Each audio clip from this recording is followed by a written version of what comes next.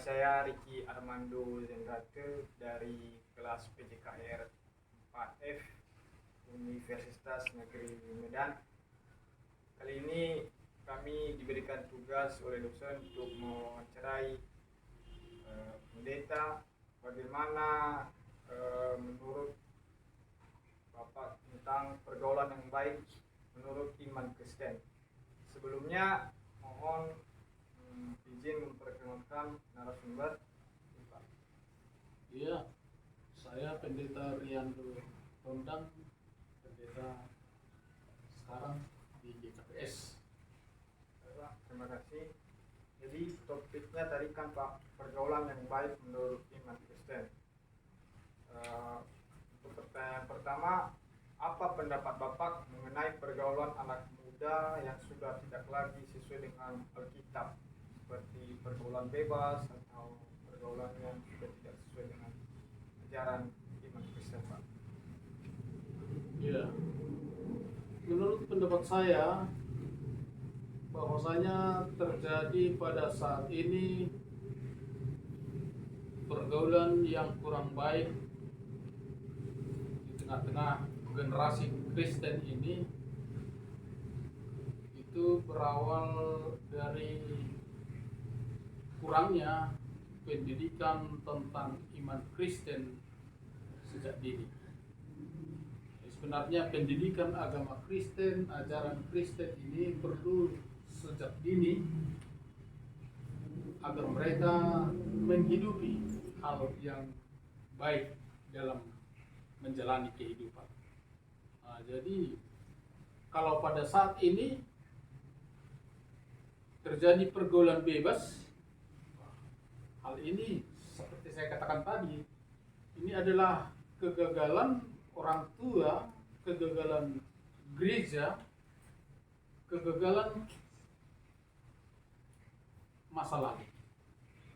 Jadi tidak bisa disalahkan sepihak aja. Jadi tentang yang terjadi ini, pergaulan bebas pada saat ini menjadi perenungan yang besar. Bagaimana sebenarnya generasi muda itu yang menjadi harapan masa depan, sebenarnya dia juga harus membenahi dirinya dalam hal-hal yang baik, pergaulan yang baik, segala sesuatunya harus baik yang berdampak baik kepada orang lain. Jadi jikalau kita memang sudah termotivasi untuk melakukan hal-hal yang baik, itu pertanda bahwasanya iman kita sudah ada dan sudah bertumbuh. Iya. Jadi generasi ke depan ini merupakan tanggung jawab gereja untuk menjaga agar apa yang terjadi pada saat ini, pergaulan-pergaulan, pekerjaan-pekerjaan yang kurang baik dari generasi muda, agar jangan terjadi ke depan lost generation, maka ini harus dibenahi melalui pendidikan, pengajaran, perhatian khusus. Itu menurut pendapat saya, ya, memang itu sudah salah dengan hal-hal yang demikian, tapi ini harus kita pikirkan, harus diperjuangkan, harus diajari agar terjadi perubahan ataupun pertobatan. Oke, selanjutnya Pak, menurut Bapak bagaimana semestinya pergaulan yang benar itu di kalangan muda-mudi yang ada di gereja?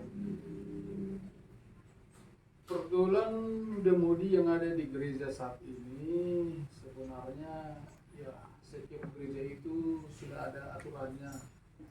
Jadi maunya muda-mudi itu rajin mengikuti ibadah-ibadah yang sudah ditetapkan, rajin melakukan ajaran gereja itu, karena sudah pasti ajaran gereja itu adalah ajaran kebenaran dan ajaran untuk menggapai damai sejahtera. Ya, jadi yang kita harapkan bagaimana agar pemuda, generasi muda pada saat ini mau memberi dirinya, mau berkorban, ya membina persekutuan keimanan kepada Tuhan. Karena apa? Karena jikalau generasi muda ini, anak-anak pada zaman ini sudah dibekali dengan kebenaran firman Tuhan, dan dia pun nantinya akan hidup, berkembang, dan menjadi pejabat di negeri ini, sudah dibekali dengan kebenaran firman Tuhan, maka dia akan berdampak baik.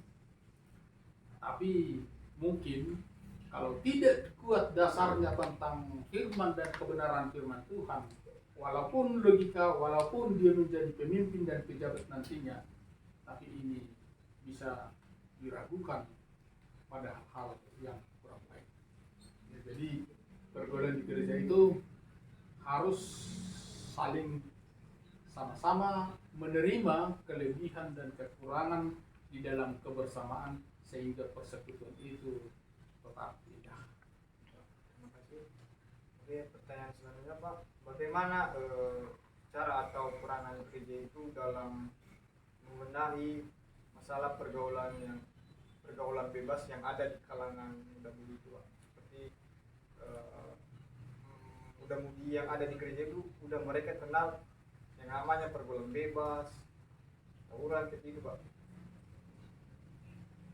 Inilah yang harus dipedulikan di dalam, kita mulailah dari gereja, walaupun di luar di lingkungan sudah hal ini terjadi.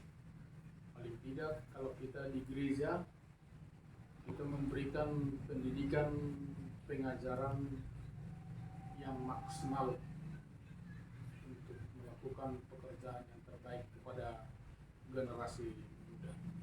Jadi hal ini harus punya perhatian khusus kepada generasi muda, memberikan kegiatan-kegiatan di mana yang kegiatan yang disiapkan untuk pemuda ini adalah untuk menambah iman mereka.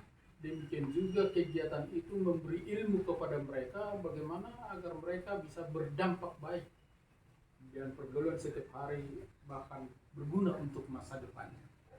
Nah, jadi kalau kita untuk menyatukan pemuda pada saat ini, saya lihat bahwasanya kita bicara dari apa kebutuhannya pada saat itu dan apa harapannya masa depan. Jadi apa yang mereka pergumulkan, apa yang mereka harapkan, jadi gereja harus membuka hati untuk membenahi mereka, membekali mereka dengan kegiatan-kegiatan yang ada. Jadi contoh sederhana bisa kita katakan bahwasanya ke depan IT ini perlu, ya, bahwasanya ke depan organ itu perlu. Ya, mari gereja membuka kegiatan ini, meleskan anak-anak itu di gereja. Jadi ada bekalnya di masa depannya, kemanapun dia, ke gereja manapun dia nanti kalau sudah kawin, tapi dia sudah ada untuk berguna di tengah-tengah persekutuan dimanapun dia nantinya. Ya, jadi yang perlu adalah pengajaran, pembekalan semaksimal mungkin agar generasi sekarang bisa menjadi berkat di masa depan. Oke, sekian wawancara atas terima kasih atas waktu dan kesempatan yang telah diberikan.